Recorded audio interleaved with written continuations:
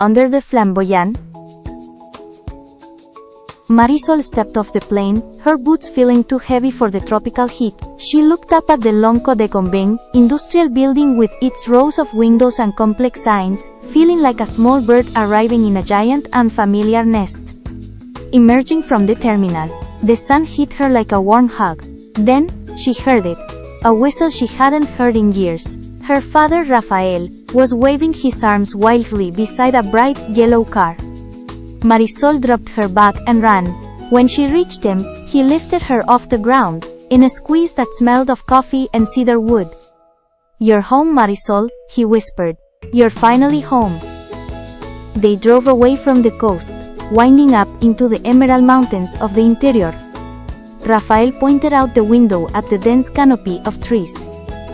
"The island has missed you," he said. Marisol watched the ferns and palms blur into a sea of green. On the porch stood Lucia, Marisol's mother, her hands resting on her hips before flying up in excitement. As the car pulled into the drive, Lucia ran down the steps.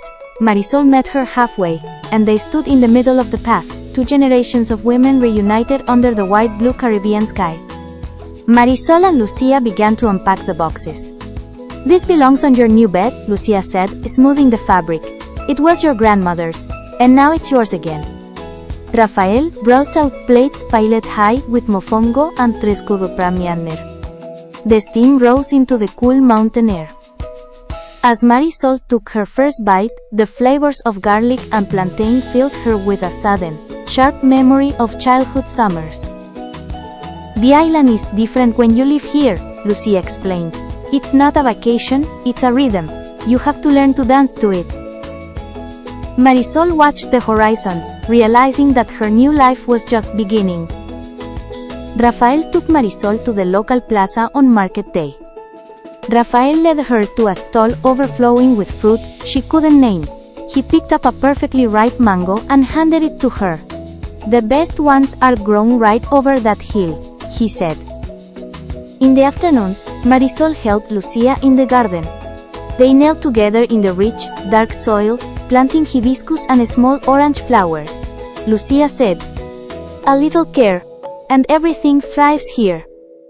Marisol sat on the porch in a rocking chair next to Rafael, watching the fireflies begin their nightly dance.